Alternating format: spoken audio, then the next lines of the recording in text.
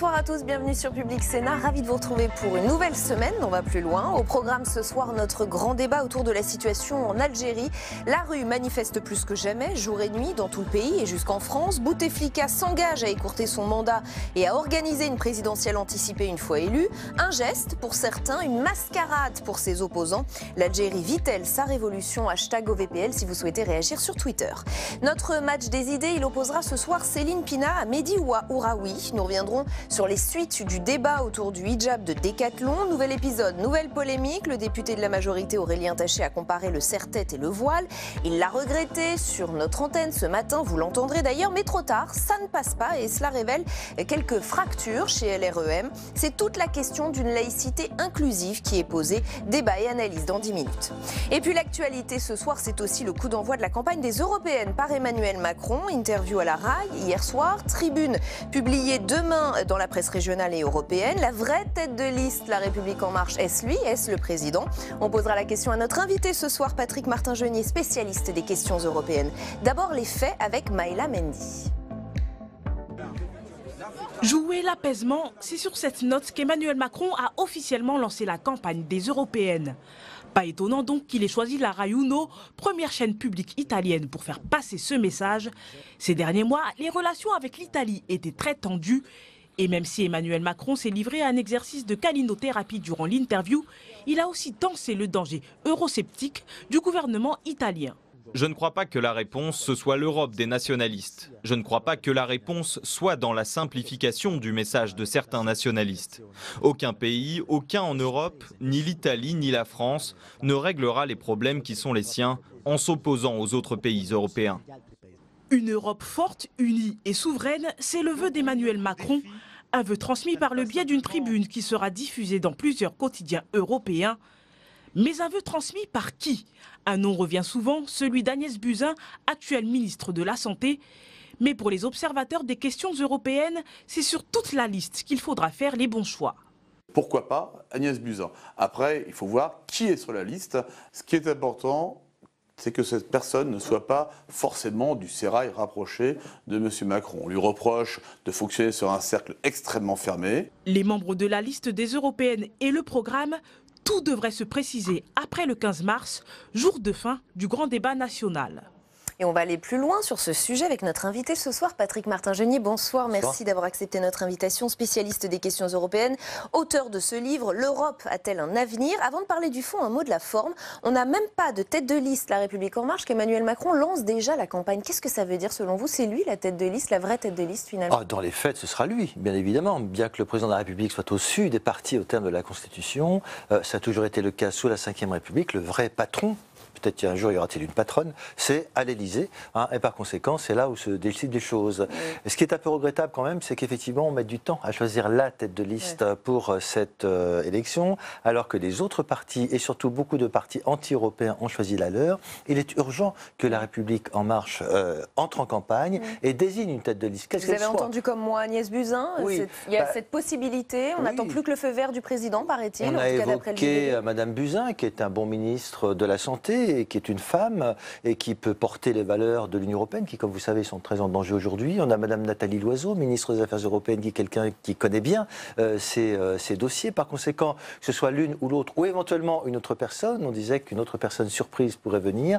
Je crois qu'il est urgent de le faire. Si ça peut être une femme, en effet, c'est très important. Parlons encore de la méthode, très symbolique qu'Emmanuel Macron choisisse la RAI hier soir. C'est un geste de réconciliation avec l'Italie. L'Europe ne se fera pas sans l'Italie, c'est ça que ça veut dire? Bien évidemment, après toutes les oppositions diplomatiques, les insultes qui ont fusé de l'autre côté des Alpes vis-à-vis de la France, et puis les incidents diplomatiques, le rappel de l'ambassadeur, qui était un geste très fort, exceptionnel, surtout venant d'un pays ami, fondateur de la communauté européenne, il était nécessaire, urgent de calmer le jeu, et donc par conséquent d'avoir effectivement un geste fort, symbolique, et cette interview donnée à la Rai Uno en fait partie, et il a voulu apaiser les tensions entre les deux pays. Il a d'ailleurs annoncé une visite du président de la République, M. Mattarella, en France au mois de mai. Est-ce qu'il a fait un discours politique ou est-ce qu'il s'est adressé aux Italiens? Parce qu'il a parlé, il a regretté que l'Europe n'ait pas été plus solidaire sur la question des migrants. Il s'est adressé aux millions d'Italiens qui ont voté populiste? Oui, bien sûr, il s'est adressé aux Italiens, il s'est adressé aux Français, il s'est adressé à l'ensemble des pays européens,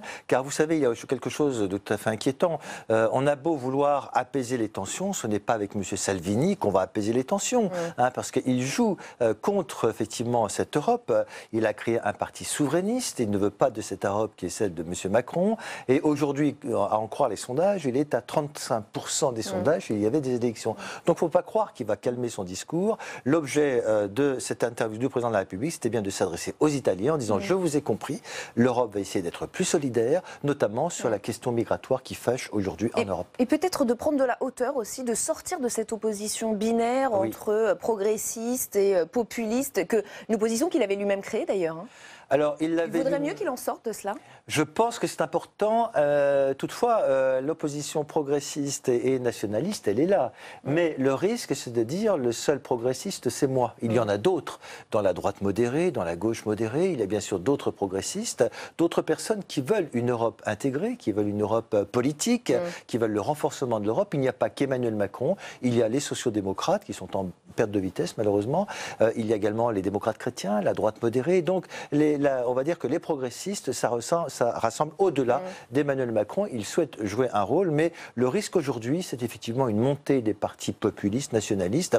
Vous avez vu la montée du racisme un peu partout, l'antisémitisme, et donc c'est grave ce qui se passe aujourd'hui en Europe. Et on voit que M. Salvini, eh bien, peut-être veut-il calmer le jeu également avec la France, mais il ne va pas renoncer à ses mots d'ordre politiques. Il a créé un parti souverainiste, il est allé en Pologne, c'est un ami de M. Orban, et on voit bien qu'il y a un axe qui se dessine pour aller contre l'Europe, voulu par Emmanuel Macron et d'autres dirigeants modérés. Que dire de cette tribune qui va paraître demain dans toute la presse régionale française et dans toute la presse européenne, traduite dans toutes les langues européennes, de la part d'Emmanuel Macron toujours? Oui, je crois que c'est quelque chose de bien, plutôt que faire des interviews où on peut s'adresser dans la presse. Ce n'est pas la première fois qu'un chef d'État français s'exprime dans la presse étrangère. Là où c'est inédit, c'est que c'est l'ensemble des 27 autres pays de l'Union européenne. Donc il s'adresse à l'ensemble des populations, à l'ensemble des électeurs, en disant effectivement, il y a là un vrai risque politique, il y a des enjeux politiques sur l'Europe, et comme vous dites, il faut essayer de dépasser cet aspect binaire entre progressistes et nationalistes, mais peut-être va-t-il faire des propositions, notamment en matière d'Europe de la défense, en matière d'Europe sociale,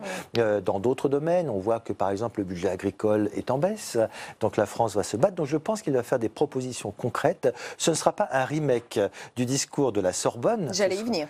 Ce sera moins, à mon avis, ambitieux, mais plus concret, et il s'adresse effectivement à tous les électeurs européens, car c'est une élection européenne et pas uniquement nationale. Donc ça prend tout ce sens dans ce cadre-là. Alors effectivement, pour avoir une idée de la vision européenne d'Emmanuel Macron, il faut bien sûr se référer à ce discours majeur de la Sorbonne. C'était le 26 septembre 2017 et il appelait alors à un second souffle. Il prônait une plus grande coopération avec l'Allemagne. Je voudrais qu'on l'écoute et je vous fais réagir juste après. Je propose en premier lieu à l'Allemagne un partenariat nouveau.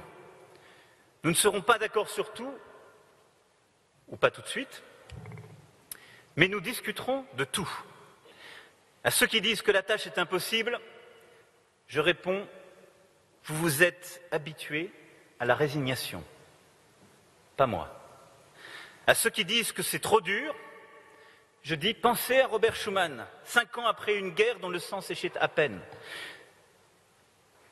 Sur tous les sujets que j'ai évoqués, nous pouvons donner une impulsion franco-allemande décisive et concrète. Et 1 an et demi plus tard, Patrick Martin-Genier, cette impulsion franco-allemande, elle a du plomb dans l'aile. Elle a un peu de plomb dans l'aile, en effet, parce qu'il y a une crise de la relation entre la France et l'Allemagne. Les deux pays sont affaiblis. Et plus vous êtes affaiblis sur le plan interne, plus ça vous affaiblit à l'extérieur, notamment au niveau européen. Emmanuel Macron a connu un affaiblissement. Ce discours de la Sorbonne, c'était uniquement 4 mois après son élection. Donc c'était un dirigeant qui était auréolé d'un succès extraordinaire.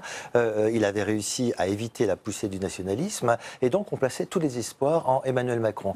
Quant à Angela Merkel, vous avez vu qu'elle-même, 1 mois après ce discours, eh bien, elle était considérablement affaiblie affaiblie, avec l'entrée de l'extrême droite au Bundestag, plus de 90 députés, et donc elle est aujourd'hui très affaiblie, même si elle a décidé de rester chancelière, elle n'est plus présidente de son parti, et donc on a un couple qui est un peu bancal, mais malheureusement. Du coup, puisqu'Emmanuel Macron fondait tout là-dessus, il fondait tous ses espoirs européens sur ce duo, sur ce couple franco-allemand, qu'en reste-t-il aujourd'hui? D'abord, il y a l'amitié franco-allemande, c'est important, il y a eu récemment un conseil des ministres franco-allemands, Angela Merkel est venue à Paris, et on sent qu'Emmanuel Macron essaie de pousser les feux de cette coopération franco-allemande, mais on voit bien que ça a ses limites. Par exemple, sur le budget de la zone euro, on voit bien que l'Allemagne était un peu réticente, Angela Merkel a donné une réponse polie, on voit bien qu'au sein même de sa coalition, certains n'en veulent pas, sans compter le Premier ministre danois qui ne veut pas entendre parler de ce budget de la zone euro. Donc on voit bien que ça ne suffit pas, malgré ce traité de la Chapelle qui est intéressant et qui est là pour dire il faut continuer la coopération franco-allemande, mais on voit bien qu'aujourd'hui elle est un peu en panne, en effet. La question qu'on se pose ce soir, c'est est-ce qu'Emmanuel Macron n'est pas fondamentalement très seul dans cette Europe? Qui peut-il emmener avec lui pour refonder cette Europe qu'il souhaite? C'est la difficulté, car il avait une grande ambition, c'était bien parler de refondation de l'Europe. Et si aujourd'hui on veut refonder l'Europe, il faut réformer les traités. Il faut la rendre plus démocratique, plus transparente, plus efficace.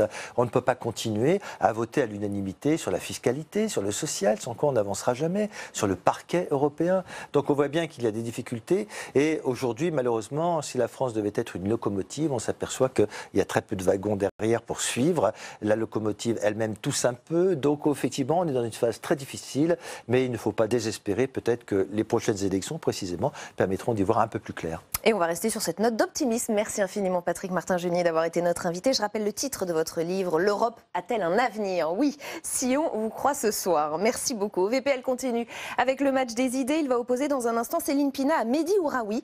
On va revenir sur ce sujet décidément explosif qu'est la laïcité. L'affaire du hijab de Décathlon a de nouveau déchaîné les passions et il a mis au jour des divisions profondes au sein de la majorité. Laïcité inclusive ou laïcité stricte? On va se poser la question et on va en débattre avec nos invités. D'abord, retour sur la polémique avec Jonathan Dupriez. Ces propos ont créé la polémique. Au cours d'un débat, le député marcheur Aurélien Taché a mis sur le même plan le port du voile pour une jeune fille musulmane et celui d'un serre-tête pour une catholique. Une déclaration immédiatement recadrée par le gouvernement. Aurélien Taché est député de La République En Marche, il a le droit d'exprimer son opinion, y compris sa ligne personnelle. Maintenant, sur cette comparaison en particulier, moi je crois que tout ne se vaut pas. Et il n'y a aucun pays dans le monde dans lequel les femmes soient légalement obligées de porter des serre-têtes. Aucune femme dans le monde ne sera lapidée parce qu'elle a refusé de porter un serre-tête. Face au tollé provoqué, le député marcheur a été obligé de rétropédaler. Le sujet qui était celui de dire qu'encore une fois, ce n'est pas à l'État ou aux élus de décider de la pratique religieuse de leurs concitoyens, de l'éducation qu'ils donnent à leurs enfants, tant qu'elle respecte les lois et protège ses enfants, je le redis. Ça, le sujet de fond, je ne regrette pas, absolument pas de défendre cette position-là, ni la conception que j'ai de la laïcité, qui est, encore une fois, un État neutre et une société avec des citoyens libres. Mais par contre, cette comparaison entre serre-tête et voile était vraiment un mauvais exemple et je la regrette. Cette controverse illustre l'absence de ligne claire au sein de la majorité sur la question de la laïcité. Au sein de LREM, partisans d'une laïcité plus ouverte, dite inclusive, s'opposent aux défenseurs d'une ligne républicaine stricte, conforme aux dispositions de la loi de 1905. Quant à Emmanuel Macron, sa position sur le sujet est ambiguë. En avril 2018, devant les évêques de France, le président avait parlé de réparer le lien abîmé entre l'Église et l'État, propos vivement critiqués.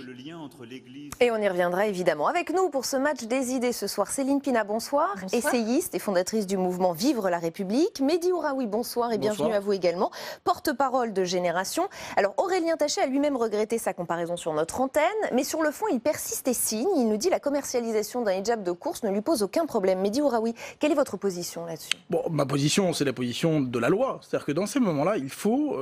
ça fait plusieurs mois que nous vivons des mobilisations sociales sur des sujets sociaux qui touchent aussi au vivre ensemble, à la façon que la société trouve de vivre ensemble et que la démocratie française trouve à s'exprimer, trouve à vivre ensemble. Et nous voyons bien que reviennent en force des sujets identitaires, des sujets qui nous divisent, des sujets qui nous fracturent. Bon, le député LREM fait une comparaison absolument absurde. Oui, qui le regrette lui-même. Des serre-têtes. Bon, tout ça n'a pas de sens et évidemment tout ça est beaucoup plus compliqué qu'une affaire de serre-tête. Néanmoins, sur la l'affaire du hijab de Decathlon. C'est une entreprise privée qui vend à des femmes majeures, qui ne fait pas de prosélytisme par des publicités en 4x3 dans nos agglomérations. Et donc, il faut en rester à la lettre de la loi, à savoir que dans la mesure où c'est une initiative privée, où les fonds publics ne sont pas en jeu et où cela concerne des adultes consentants, on ne voit pas très bien ce qui justifierait légalement. C'est tout l'esprit de la loi. Donc, sur le fond, vous êtes d'accord avec Aurélien Taché? Non, je ne suis pas du tout d'accord avec Aurélien Taché. Pas sur sa comparaison avec le CERFET, évidemment. Qui non seulement raconte absolument n'importe quoi, mais qui en plus est vraiment l'illustration même de l'ambiguïté LREM. Parce que ce qu'on voit maintenant depuis des mois et même des années chez Emmanuel Macron, c'est une ambiguïté extrêmement dangereuse, qui est une ambiguïté... On y viendra si vous le voulez bien, je voudrais juste... je pense, non seulement, je finis là-dessus, qui pousse non seulement au communautarisme, mais aussi à un esprit un peu incendiaire sur la question religieuse. Céline Pina. Oui, en fait, je crois que sur la question du hijab de Decathlon, d'abord, ceux qui sont exprimés n'ont pas forcément demandé l'interdiction.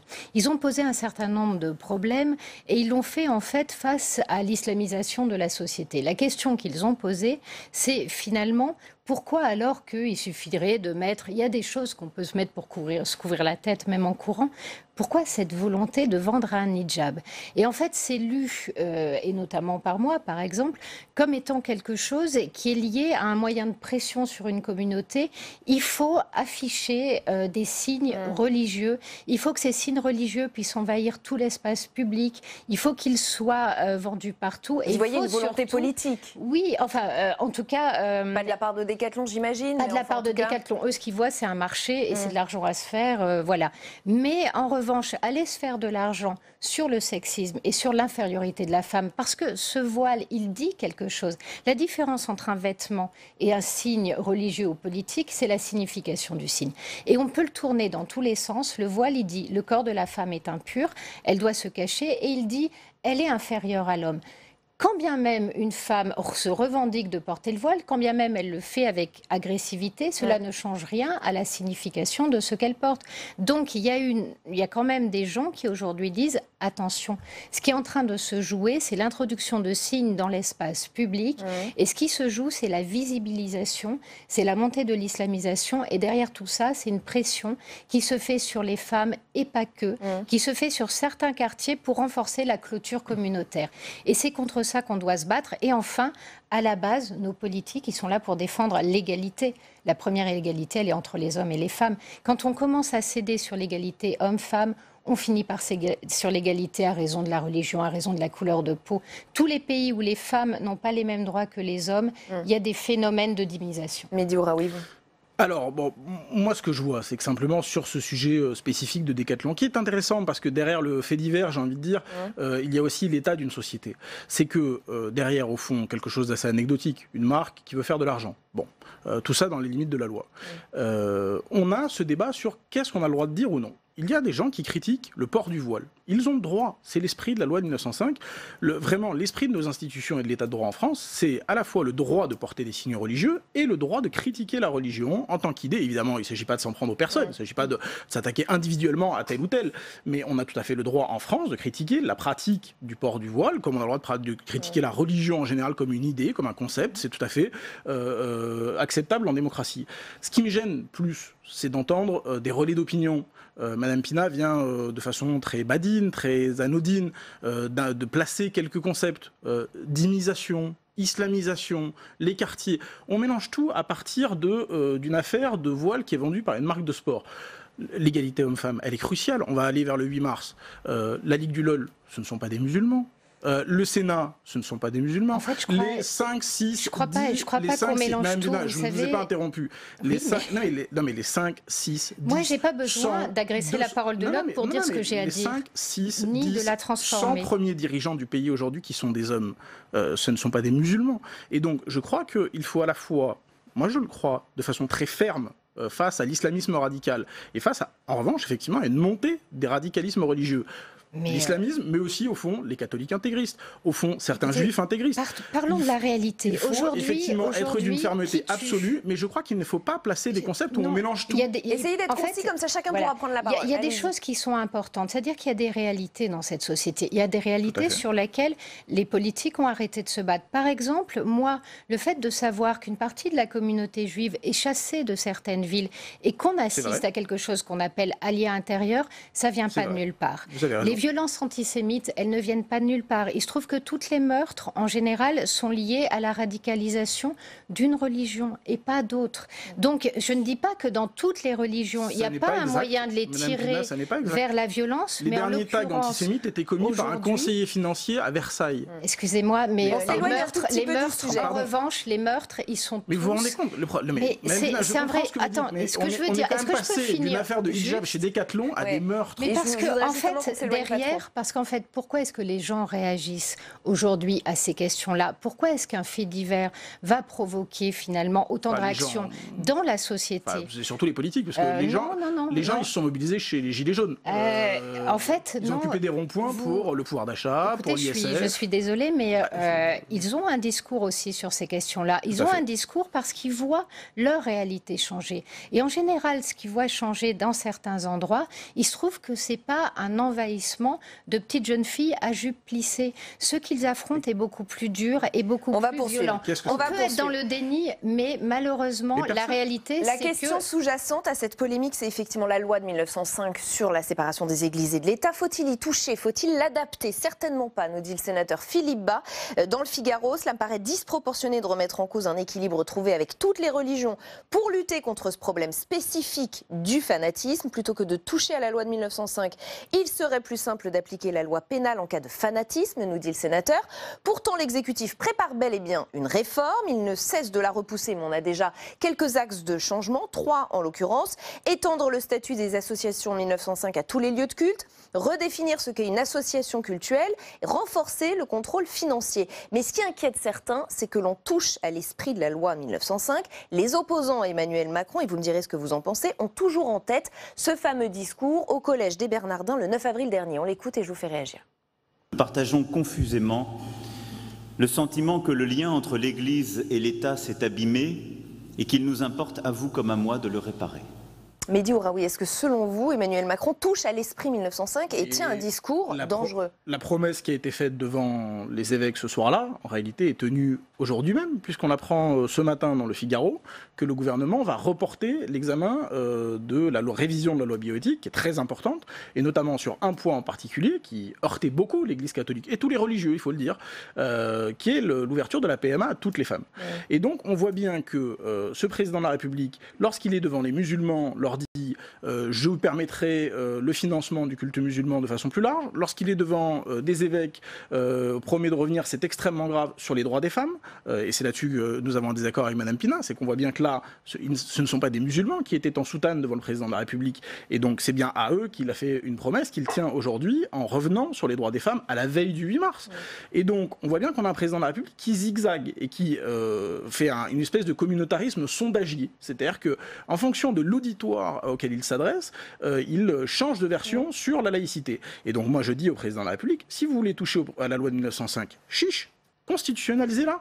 Mettez-la dans le marbre de la Constitution. C'est une loi de compromis, c'est une loi d'équilibre. Si vous voulez y toucher, renforcez-la. Céline Pina, vous êtes d'accord avec cela ? Pour le coup, oui. C'est-à-dire que le « et en même temps », c'est en train de tuer la parole publique. C'est-à-dire que quand vous avez au plus haut niveau quelqu'un qui dit tout et son contraire, et j'allais dire, quand vous descendez en infra, c'est pareil. Oui, ça tue la confiance qu'on peut avoir en la personne, ça tue leur confiance en la parole et ça veut dire qu'aucun engagement, tous les engagements peuvent être remis en cause et ça explique aussi l'état de notre société. Donc j'aimerais beaucoup que ces ambiguïtés cessent. Sur la loi de 1905, j'allais dire une loi symbolique, c'est effectivement aussi une loi qui a été acceptée par toute la société, y compris par ceux qui au départ avaient pu la rejeter. C'est une loi qui, bon an mal an, n'est sans doute pas parfaite, mais en tout cas permet de résoudre un certain nombre de problèmes. Or, aujourd'hui, dans un moment de tension extrêmement fort, notamment avec les religions, y toucher est dangereux parce que c'est mettre à mal un consensus. Et parce que l'acceptation... En fait, les lois sont là pour être acceptées et partagées, et c'est le cas. Pourquoi y toucher ? Ensuite, les raisons qui ont été avancées étaient très souvent liées à l'islam de France. Or, on l'a vu, il y a d'autres moyens que la loi de 1905 de répondre à un certain nombre de questionnements. Donc, je trouve un peu idiot d'aller malmener une loi qui fait consensus dans un moment où la parole publique entraîne de la méfiance, au risque de créer des réactions disproportionnée. Et le deuxième risque, c'est qu'à la fin, aujourd'hui, il y a des tas de gens qui attendent avec gourmandise qu'on touche à cette loi de 1905 et c'est probablement pas pour favoriser l'émancipation de tout le monde. Pourquoi vous dites cela? À qui vous pensez précisément? Je pense qu'en fait, il y a des réalités dans la vie. C'est-à-dire que on voit finalement l'Église catholique l'a accepté. Après, si on lui donne des possibilités, elle ne les refusera pas. Enfin, bon an, mal an, cela se passe plutôt bien. Ce que veut créer Macron, c'est un véritable islam de France. Ce qui est déjà compliqué parce que cette religion ne fonctionne pas de cette manière-là. Mais qui aujourd'hui a les réseaux? Qui a le maillage territorial? Qui détient la plupart des mosquées? Il se trouve que ce sont les frères musulmans. Et les frères musulmans, j'allais dire, leur doctrine n'a rien à envier à des fascistes. Ce ne sont pas des gens bien, ce ne sont pas des gens qui portent un modèle de société démocratique, ce sont des gens extrêmement violents. Et à un moment donné, quand on se pose la question de construire quelque chose, on se demande aussi à qui on va confier les clés. Alors, je voudrais qu'on se penche, pardon, je vais vous faire réagir, vous allez avoir cette occasion-là, sur la façon dont notre débat est perçu depuis l'étranger. C'est toujours intéressant. Et la polémique sur le hijab de Decathlon a été reprise dans toute la presse internationale. Le journal le plus sévère avec la France a été le Washington Post. Un hijab pour les joggeuses musulmanes en France, quel scandale, a ironisé le journal. Dans The Local, l'ancien correspondant en France de The Independent, John Litchfield, nous dit « La France est un pays émotif qui se targue de vouer un culte à la logique. Or, dans le débat français sur l'islam, les émotions et les préjugés défient toute raison. Puisqu'il n'est pas interdit en France de marcher dans la rue avec un foulard, pourquoi cela devrait-il poser un problème de courir avec? À l'été 2016, souvenez-vous, à l'époque de la polémique autour du burkini, la presse étrangère n'était déjà pas très tendre. Le Wall Street Journal parlait d'un non-sens bien français. Et il nous disait, là où les Français se trompent, c'est en se focalisant sur des détails contestables au détriment de réalités vraiment déterminantes. Quant à la polémique, enfin, autour du voile de la présidente de l'UNEF en mai 2018, souvenez-vous là aussi, le Washington Post écrivait « Les responsables publics en France, un pays où tout est fermé à chaque grande fête chrétienne, ne font toujours pas preuve de cohérence en matière de laïcité ». Qu'est-ce qu'on peut répondre à ce regard de l'étranger qui ne semble pas du tout comprendre la violence de nos débats? Bon, pour le coup, il y a des affaires sur lesquelles on peut effectivement être regardé de travers depuis l'étranger, mais enfin, il y a aussi beaucoup de choses à l'étranger qui mériteraient d'être discutées. Il faut aussi positiver un petit peu le modèle français de temps en temps. C'est-à-dire qu'il faut aussi être... Là, il y a clairement une opposition avec le modèle anglo-saxon, on comprend bien. Avec le modèle anglo-saxon, mais de toute façon, même de manière générale, il faut quand même regarder. Nous sommes un pays à la fois musulman, à la fois arabe, à la fois juif, à la fois protestant, à la fois catholique, à la fois athée profondément. Oui, mais le multiculturalisme n'est pas le propre de la France. Nous avons réussi, justement, sans être multiculturaliste, nous avons réussi une espèce de symbiose. Moi, je ne parle pas de synthèse, parce que le mot est un peu galvaudé, mais une espèce de symbiose comme ça. Et nous sommes, pour le coup, un des pays qui a réussi de manière parfaitement pacifique, et notamment grâce à la loi de 1905, qui était une loi de compromis élaborée par un protestant libéral qui était Ferdinand Buisson, et un socialiste athée, qui se faisait traiter d'ailleurs de socialiste papalin par un autre athée qui était Clémenceau, en 1905. Et donc, on voit bien que nous avons un modèle qui est parfois difficile à comprendre depuis l'étranger. Mais il faut aussi, de temps en temps, nous-mêmes être capables de faire de l'autocritique, ou en tout cas de nous observer avec bienveillance, et surtout avec neutralité. On parle souvent de laïcité, parlons de neutralité dans la façon de nous observer. Madame Pina, à l'instant, disait le sujet, ce sont les mosquées qui les détiennent, etc. Loin de moi l'idée de faire la promotion des frères musulmans, ce sont des fascistes parfois violents, exactement comme peut l'être le Front National, comme peut l'être l'extrême droite, et donc moi je renvoie toute cette chaîne des identitaires qui nous tient en tenaille à longueur de temps. Mais quand même, là, quand on parle de pouvoir, qui a obtenu de Nicolas Sarkozy la loi Carle, qui permet des financements par centaines de millions aux écoles catholiques, qui a obtenu, il y a encore quelques mois, de retirer de la liste des lobbies qui doivent s'enregistrer, les lobbies religieux. On sait bien que ce ne sont pas des musulmans. Et donc je pense qu'il faut être capable à la fois d'une totale fermeté vis-à-vis de l'islamisme radical qui tue, et il faut le dire comme ça, qui tue aujourd'hui dans notre pays. Sans stigmatiser les musulmans. Mais être capable justement, exactement, être capable de ne pas faire de la laïcité une espèce d'arme de guerre anti-musulman. Et malheureusement, ces dernières années, ce que je vois, moi y compris, j'ai envie de dire en tant qu'à la fois français d'origine arabe, et laïque intransigeant, je vois malheureusement un peu trop souvent la laïcité être dévoyée comme une arme anti-musulman dans notre pays, alors qu'on pourrait très bien regarder collectivement et ensemble les problèmes, les traiter, sans être obligé de se jeter à la figure ni nos origines, ni nos croyances. En fait, c'est un discours, pour le coup, les islamistes ont énormément popularisé ce discours, et il se trouve qu'en général, les 3/4 des personnes qui interviennent sur ces sujets-là passent un temps fou à expliquer que quand elles parlent des islamistes, elles ne parlent pas des musulmans.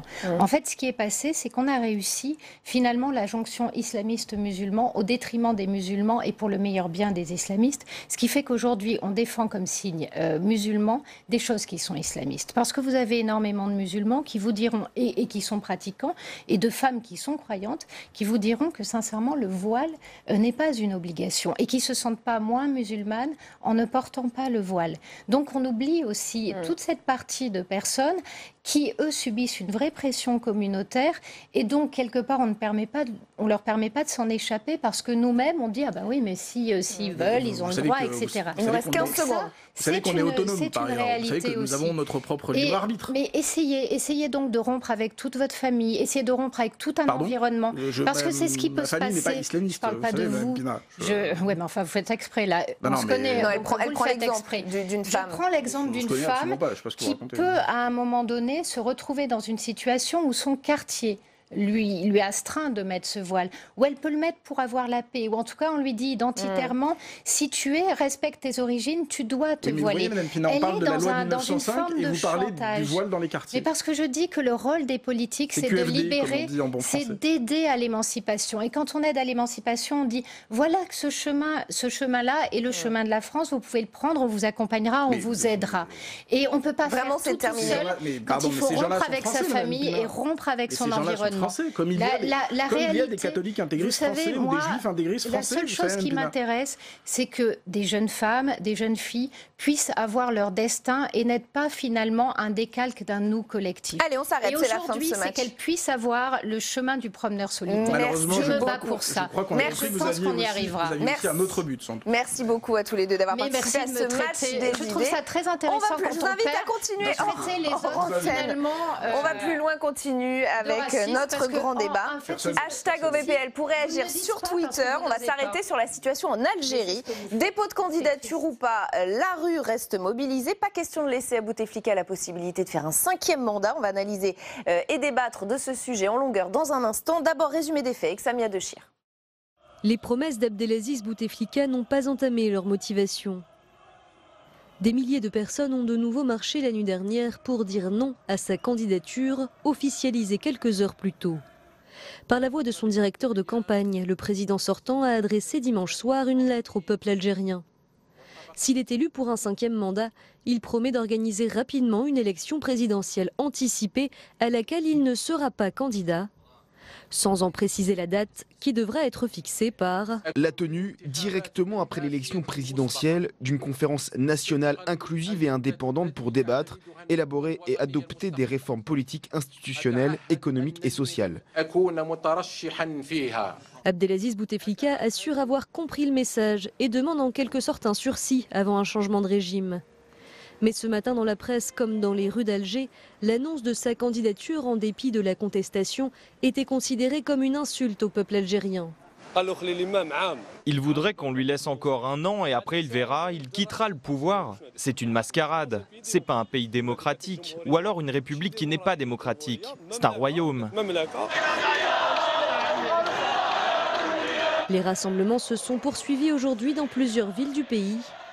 Hier, les manifestants ont reçu le soutien de la diaspora algérienne de France, mobilisée à Paris et à Marseille. Et avec nous pour le grand débat dont va plus loin, Neila Latrousse, bonsoir. Rédactrice en chef Maghreb et Moyen-Orient à Jeune Afrique. Fadila Khattabi, bonsoir. Bonsoir. Députée La République En Marche de la Côte d'Or, présidente du groupe d'amitié France-Algérie à l'Assemblée. Naoufel Brahimi El-Mili, bonsoir. Enseignant à Sciences Po, auteur de ce livre France-Algérie, 50 ans d'histoire secrète. Et Anthony Bélanger, bonsoir et bienvenue à vous également, journaliste spécialiste des questions internationales et chroniqueur à France Inter. Fadila Khattabi, je voudrais d'abord votre avis sur les gestes dits d'apaisement de Bouteflika. Ne pas finir son mandat et provoquer des élections anticipées. L'historienne Karima Diresh a parlé d'une proposition carnavalesque. Est-ce que vous êtes d'accord avec cela? Est-ce que vous y comprenez quelque chose? Écoutez, Je voudrais dire en préambule, en tant que députée de la Nation, moi, à mon avis, c'est avant tout au peuple algérien, aux Algériens, de choisir leurs responsables politiques et on leur parlera destin. du discours français en troisième partie, c'est évidemment prévu, bien sûr. Mais ce geste de Bouteflika, cette idée de dire je me présente, mais je ne finirai pas mon mandat et je ne me représenterai pas, ne vous inquiétez pas. Qu'est-ce que ça veut dire pour vous? En tout cas, la Constitution lui permet de se présenter. Donc aujourd'hui, ce qu'on sait, c'est qu'il y a plusieurs candidats. Donc, alors certains disent effectivement que c'est du théâtre, que voilà, mais aujourd'hui, la Constitution lui permet de se présenter, donc il se présente. Neïla Latrousse, mais comment vous? En même temps, effectivement, on a un président, un candidat lourdement malade, qui n'est pas en capacité, en tous les cas, de gérer le pays et de faire un mandat complet. C'est carnavalesque, qu'est-ce qui se passe, Neïla Latrousse? C'est bizarre comme proposition, c'est étonnant. C'est un geste, c'est une manière aussi de légitimer ce mouvement? Moi, de ce que je comprends de ce que fait actuellement le camp Bouteflika, c'est qu'ils essayent de repolitiser en réalité ce conflit, c'est-à-dire de se retrouver dans une situation où, au final, allez, je dirais un peu façon gilet jaune, grand débat, on ne veut pas se retrouver le pouvoir contre la rue, on aimerait rassembler plus large, en faire justement l'occasion de débattre politiquement. Et donc, cette proposition de dire on refera des élections, ça permet de réintégrer au sein du jeu politique un certain nombre d'opposants qui, vendredi dernier, s'étaient joints aux manifestants. De ce que je comprends dans cette lettre aussi, il y a cette proposition de conférence du consensus national qui, pour le coup, on est vraiment, on joue à la Macron, hein, c'est-à-dire qu'en réalité, on envoie une proposition à l'ensemble de la classe politique pour lui dire on se donne rendez-vous au lendemain de l'élection, on met en place une transition de manière concertée et consensuelle, et ensuite on pourra faire des élections libres et apaisées auquel je m'engage à ne pas être candidat. Soit dit en passant, cette proposition, elle avait pris une autre forme à l'automne dernier, puisque l'opposition avait porté la possibilité, la proposition de décaler les élections en disant le climat politique ne sera pas apaisé, il ne sera pas serein pour organiser une présidentielle, donc reportons l'élection, organisons la conférence d'abord, et ensuite faisons une présidentielle où Bouteflika ne serait pas candidat. Soit dit en passant, l'opposition reprend cette proposition aujourd'hui, puisqu'elle s'est réunie à Alger. Je voudrais vous répéter les mots prêtés à Bouteflika dans cette lettre dont vous parliez, Neïla Latrousse, diffusée par son directeur de campagne. Je suis déterminé, si Dieu le Tout-Puissant m'en donne la possibilité et si le peuple algérien me renouvelle sa confiance, à assumer la responsabilité historique de la concrétisation de leur exigence fondamentale, c'est-à-dire le changement du système. Mais là, il est en train de dire aux manifestants, vous avez raison, il faut un changement de système. Comment faut-il le comprendre, Anthony Bélanger? À mon avis, c'est purement tactique. C'est-à-dire que c'est même pas la peine d'écouter ce que dit cette lettre. De toute façon, cette lettre, il ne l'a pas écrite, tout le monde le sait bien. C'est un mouvement purement tactique. L'armée ne pouvait pas, enfin l'armée, le régime, ne pouvait pas ne pas avoir de candidat. Et ne pouvait pas surtout se déculotter aussi vite devant des manifestations certes massives, mais enfin qui pour l'instant n'ont pas semblé déterminantes. Donc n'ayant pas de solution de rechange, ne pouvant faire que présenter Bouteflika, ne serait-ce que parce qu'encore une fois, il ne voulait pas se déculotter devant la rue, il leur restait à ne pas injurier l'avenir. C'est-à-dire, en fait, il présente cette candidature, il voit dans les quelques semaines qui viennent si ça continue à barder, si la rue continue si les Algériens continuent de descendre dans la rue, et si ça se passe mal, il sera toujours temps de retirer la candidature de Bouteflika, ils auront eu quelques semaines pour réfléchir. C'est une proposition purement tactique. Par ailleurs, c'est vrai que c'est assez comique de voir comment, en fait, le pouvoir algérien a cherché un petit peu partout savoir ce qui s'est passé, alors où récemment y a-t-il eu des manifestations, et qu'est-ce qui a été la solution qui a pu plus ou moins apaiser le temps, ou la France, ça tombe bien, on les connaît bien, en plus on les comprend, il y a eu Emmanuel Macron face aux Gilets jaunes, le débat national, on va faire pareil. Donc on voit bien que c'est purement rhétorique et que c'est purement tactique. C'est intelligent. C'est intelligent parce que ça leur laisse une porte de sortie. Mais c'est purement tactique. Est-ce que ça va calmer la foule? Je ne crois absolument pas. Naoufel Brahimi El-Mili, vous êtes d'accord? Il faut y voir de la tactique, une imitation presque de ce qu'a fait notre président Macron? Je ne suis pas certain que Bouteflika ait joué Macron. Ce qui est sûr, c'est que Bouteflika ne voulait pas jouer François Hollande. François Hollande n'a pas pu se présenter. En Algérie, le formalisme remplace la légalité. Rien n'interdit aux candidats sortants de se représenter. Et c'est une sortie par le haut. À bout de souffle, sortie par le haut. Le scénario de la conférence nationale était déjà prévu avant le sursaut des jeunes et des moins jeunes. Déjà prévu, avec quelques variantes, on change la Constitution, on nomme un vice-président, et il y aura un copilote, seulement on continue à faire du pilotage à vue sans plan de vol. Mais il y aura un copilote. Le sursaut a surpris tout le monde, à commencer par l'opposition. Et on fait du bricolage. Maintenant, la rue, ceci dit, il faut bien nuancer. Bouteflika n'est pas totalement isolé. Il a des partisans qui n'ont pas encore bougé. Après 20 ans de pouvoir, après 1000 milliards de dollars dépensés, ça crée des liens. Oui, c'est vrai. Oui, ça crée des liens. Donc, il est surpris. C'est du pilotage à vue. Et il veut sortir par le haut, et il va le faire. Alors, pourquoi le clan Bouteflika s'accroche-t-il autant? Pourquoi essaie-t-il de gagner du temps? La réponse est aussi, peut-être, moins politique qu'économique. Je voudrais qu'on écoute ce qu'a dit l'écrivain Mohamed Kassimi ce matin, c'était sur France Inter. Écoutez. Je posais la question à un journaliste, un ami qui est vraiment introduit dans les cercles du pouvoir. J'ai dit, est-ce qu'ils vont vraiment renoncer? Est-ce qu'ils vont aller vraiment jusqu'au bout? Il me dit, vous êtes des naïfs et des rêveurs, vous les écrivains, parce que l'Algérie, ils s'en foutent. Ils peuvent vous la rendre ce soir, ces gens-là. Pour eux, l'État, ce n'est pas un État, c'est un tiroir à caisse. C'est un tiroir à caisse, c'est une pompe à finances. Qui a envie de réagir à ça, Anthony Mourir Bélanger? peut-être, rendre l'argent, jamais. C'est exactement la conclusion de l'éditorial ce matin, sur France Inter, justement. C'est exactement ça. C'est-à-dire que on ne comprend pas qu'un pouvoir installé depuis 5 ans, enfin depuis 20 ans, mais enfin, en tout cas dont on sait que depuis 5 ans que celui qui est à la tête est impotent. On l'appelle la momie en Algérie.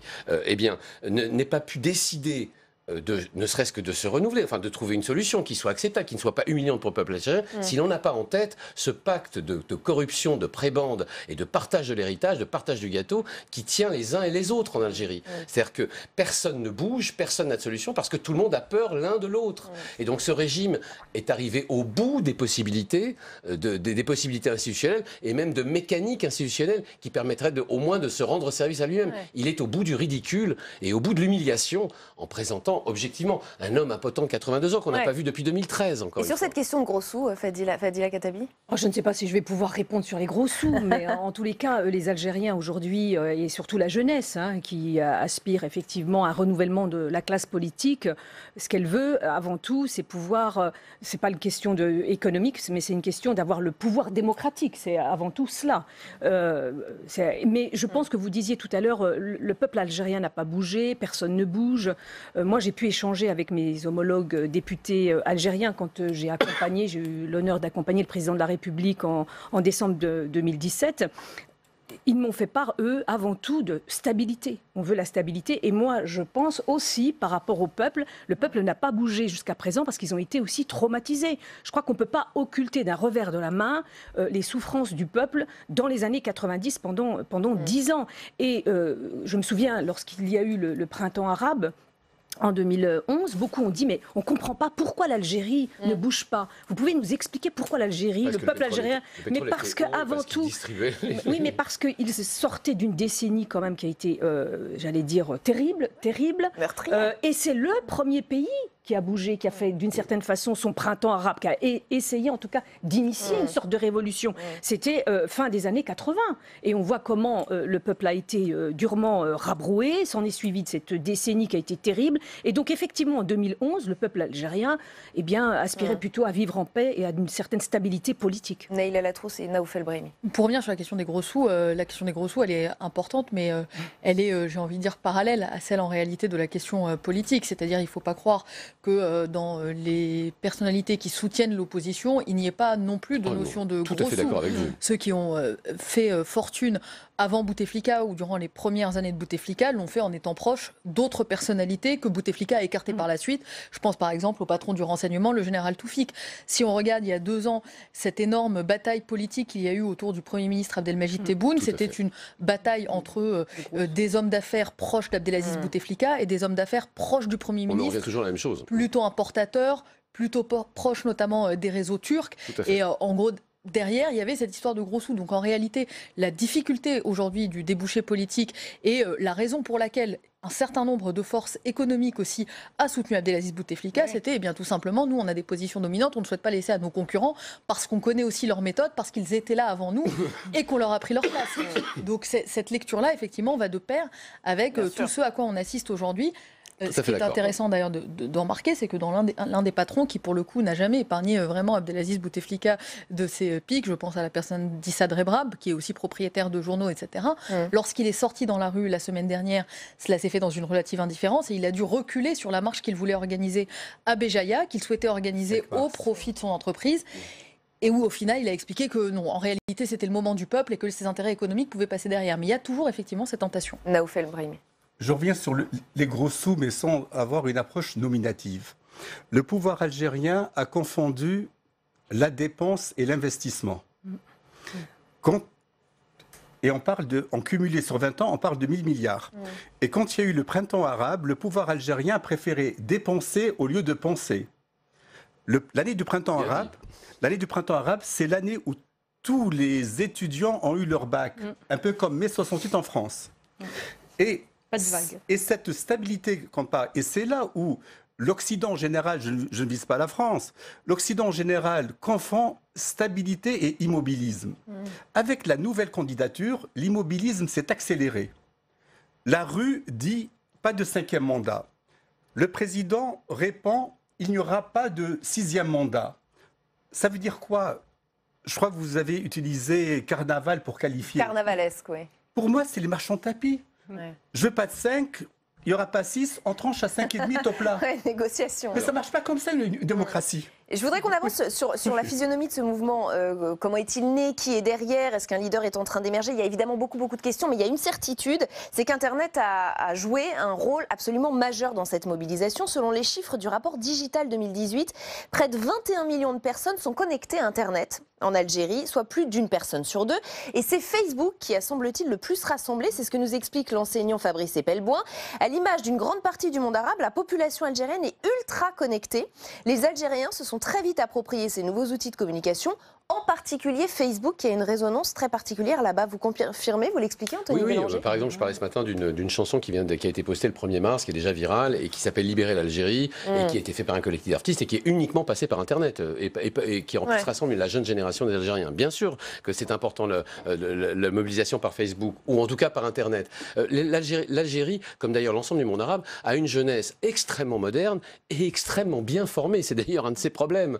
C'est-à-dire que c'est une jeunesse qui pense, c'est une jeunesse diplômée, c'est une jeunesse à qui on n'offre aucune perspective, à part des dépenses. Et de temps en temps, vous parliez en 2011, quand le prix du pétrole était très très haut, ils n'ont pas fait, vous savez, donner le bac. Ils ont aussi donné des dizaines de milliers de prêts sans condition de remboursement. Comme ça, au moins, le problème était réglé. Donc, ce que j'essaie de dire par là, c'est qu'effectivement, c'est très important de comprendre. C'est pas tellement une révolution Facebook, on avait déjà dit ça pour 2011 et l'Égypte. C'est surtout une révolution de jeunes bien formés que le pouvoir ne comprend plus. On a l'impression d'avoir affaire à un pouvoir qui est coincé dans le quasi comme l'Union soviétique. Vous savez, quand Tchernienko succédait un homme de 85 ans, succédait un homme de 82 ans, succédait un homme de 83 ans, qui mouraient les uns après les autres, année après année. On en est là. Les derniers des DER, les derniers des Mohicans de la génération historique de la révolution algérienne sont en train de mourir quasiment en direct en Suisse, dans un hôpital. Et là, cette jeunesse, il ne comprend pas.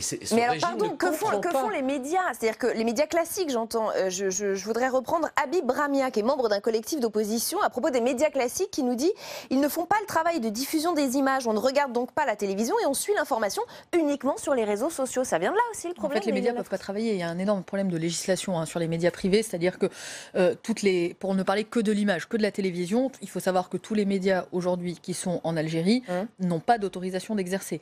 Les chaînes privées qui existent sont des chaînes de droit étrangers. Elles dépendent exactement des mêmes procédures que vous et moi si nous devions aller en Algérie. Donc il faut demander une accréditation qui passe d'abord par l'ambassade du pays où le média est installé, qui ensuite passe au ministère des Affaires étrangères, qui passe ensuite au ministère de la Communication pour revenir au ministère des Affaires étrangères, pour revenir à l'ambassade du pays d'origine. Donc autant dire que le temps d'avoir l'accréditation, l'actualité est généralement très largement dépassée et toutes les chaînes qui travaillent aujourd'hui en Algérie sont tolérées. Donc en réalité, les JRI, les caméramans peuvent sortir avec leur matériel pour essayer de tourner des images, mais si on a envie de les embêter, on est parfaitement en droit parce que, eh bien, elles sont tout simplement illégales sur le sol algérien. Alors on va me dire, mais pourquoi on n'a pas réglé le problème? On n'a pas réglé le problème parce que c'est quand même bien pratique aussi d'avoir un certain nombre de télévisions qui n'ont pas les marges qu'elles souhaiteraient pour travailler, et c'est ce qui a conduit aussi un certain nombre de médias en réalité à tout de suite jouer le jeu du pouvoir pour pouvoir par ailleurs exercer sur le sol algérien, donc avoir de la pub, donc faire du chiffre d'affaires. Naoufel Brahimi, Émilie, cette révolution, elle est effectivement d'une jeunesse très bien éduquée, bien informée via les réseaux sociaux et peut-être d'une défaillance des médias classiques? C'est un sursaut spontané, bien sûr, les réseaux sociaux ont joué leur rôle. Il y a aussi la saturation. Les réseaux sociaux, ce n'est pas uniquement la mobilisation, c'est l'expression. Et ça a commencé par le premier vendredi après la prière. Effet boule de neige. Les chiffres bas se situent 600 000 manifestants dans toute l'Algérie, la fourchette haute 1 million. Le vendredi 1er, la sémantique des Gilets jaunes, c'est acte 2. Oui, bien. Les deux grands moments de sociabilité en Algérie le vendredi, c'est la prière et le foot. Donc, ça, c'est important, c'est là où se réunit la jeunesse. Oui, voilà. Comme les matchs étaient suspendus, c'est voilà. Donc, et le vendredi 1er mars, on parle entre 1 million et 1,5 million. Donc, et ça va continuer. Ouais. Et le prochain rendez-vous, et là les réseaux sociaux ont commencé à préparer, c'est le 8 mars, ça tombe un vendredi, surtout que le 8 mars, c'est Journée internationale de la femme. Ouais. Comment, en termes d'image, le pouvoir peut-il gérer des manifestations de la femme? Parce que interdire les manifestations de la femme, ça ne fait pas chic. Pas en 2019. Faire cohabiter la contestation et la femme, et là, ça sera un peu plus compliqué. Les réseaux sociaux préparent l'enjeu pour dire il faut qu'on soit 4 et 5 millions. Pourquoi?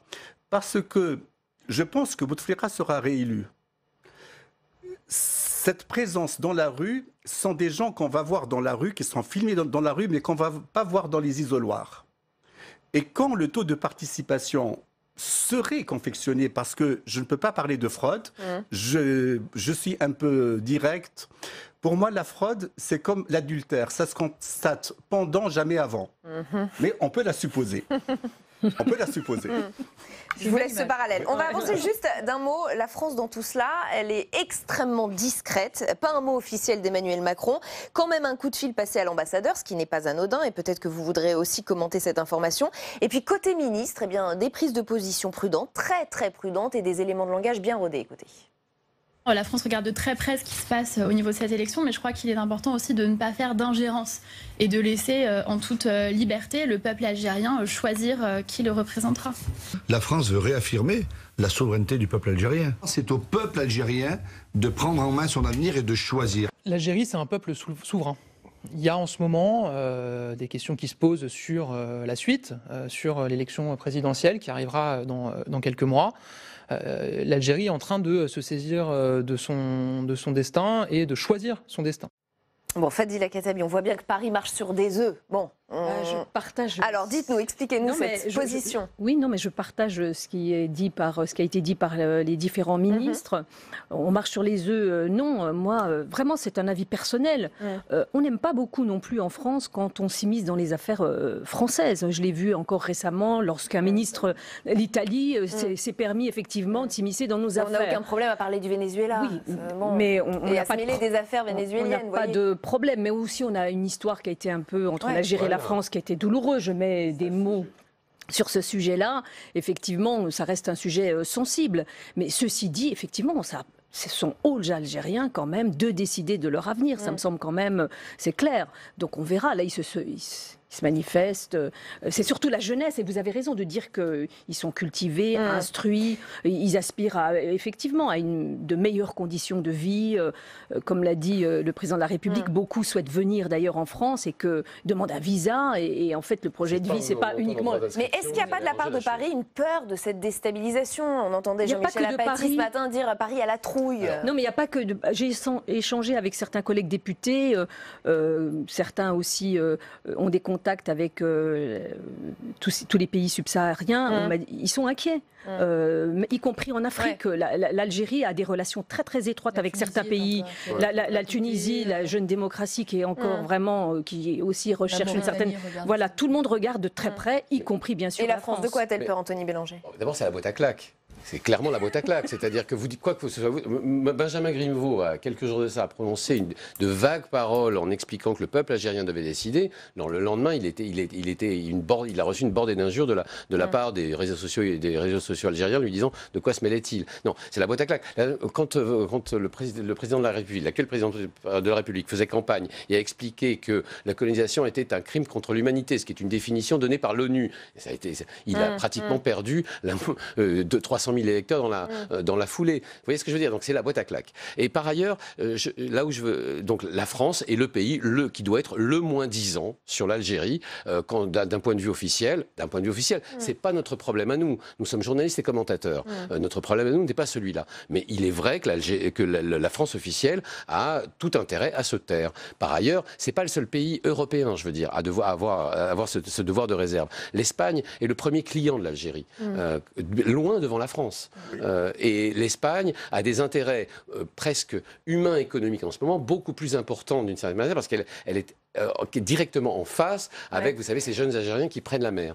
L'Italie, elle aussi, a de gros intérêts en Algérie. Et donc, il y a en ce moment une espèce de conjuration du silence. Mais c'est vrai que dans cette conjuration du silence européen, la France est peut-être le plus empêchée. La France a un problème peut-être aussi de politique intérieure. Hein. C'est-à-dire que le soutien inconditionnel à la rue après des semaines de gilets jaunes, ça peut être un petit peu compliqué. C'est pour ça que la position officielle du Quai d'Orsay est de renvoyer aux élections. Il y a des élections, il faut qu'elles soient libres et transparentes. À chaque fois que ça touche un pays du Maghreb, c'est toujours un problème. Bien sûr, mais rappelez-vous Ben Ali, rappelez-vous et l'Algérie plus que les deux autres. Mais par ailleurs, Emmanuel Macron, lorsqu'il s'était rendu en Algérie, d'après les quelques bribes qu'on a pu avoir de ses échanges avec les personnalités, il avait dit à Abdelaziz Bouteflika lors de l'entretien, Monsieur le Président, votre jeunesse est malheureuse. Au cours du déjeuner qu'il a eu avec la société civile à l'ambassade de France, à la résidence de l'ambassadeur de France, il avait expliqué le problème, c'est que le président actuel ne représente pas le changement, mais que l'opposition n'est qu'un ersatz de changement. Donc il avait déjà, au moment de cette visite, un certain nombre d'éléments, ou en tout cas une grille de lecture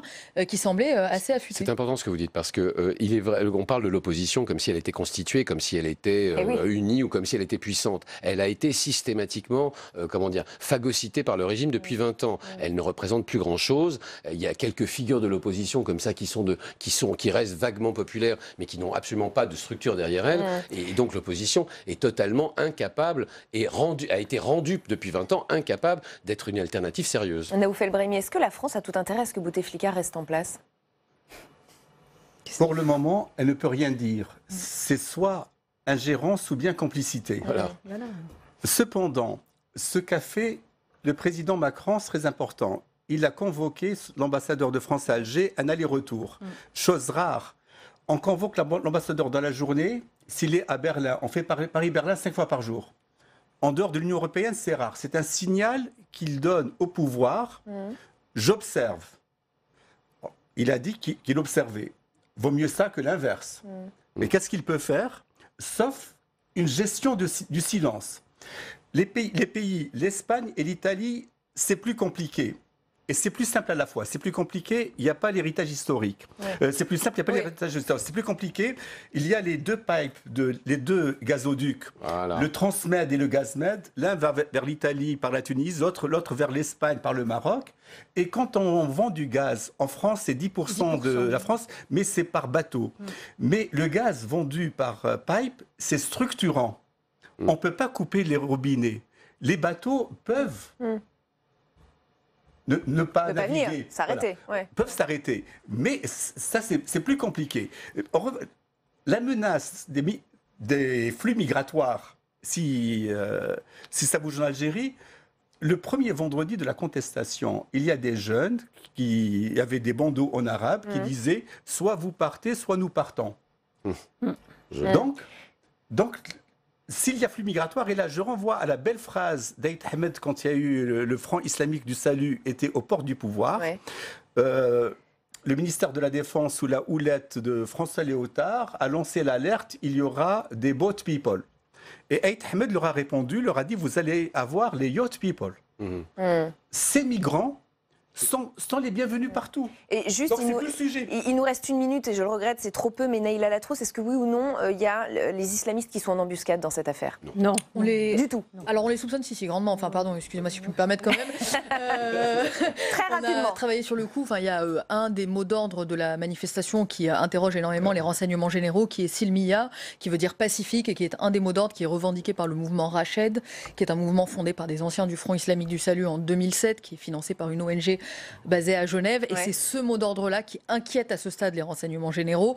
Cela dit, est-ce que moi j'ai constaté au cours des manifestations une infiltration islamiste? Non, mais je n'ai fait qu'une seule manifestation. Non, mais en plus, ils ont été inclus dans le système de pouvoir algérien. D'une certaine façon, ils ont gagné la bataille culturelle. Donc, ils sont démonétisés d'un point de vue politique. Il suffit de regarder les manifestations des jeunes, vous verrez, il y a très peu de voiles, très peu Et on doit s'arrêter là. On peut dire qu'elles sont mixtes même. Merci beaucoup à tous les 4 d'avoir participé à ce grand débat d'OVPL. Fin de cette émission. On se retrouve demain en direct à 18h30 sur Public Sénat. Dans un instant, audition publique. L'invité ce soir, Éric Woerth, ancien ministre et député de l'Oise. Demain, dans Territoire d'Info, l'invité sera Jean-François Copé, maire de Meaux. Très bonne soirée. Restez au cœur du débat.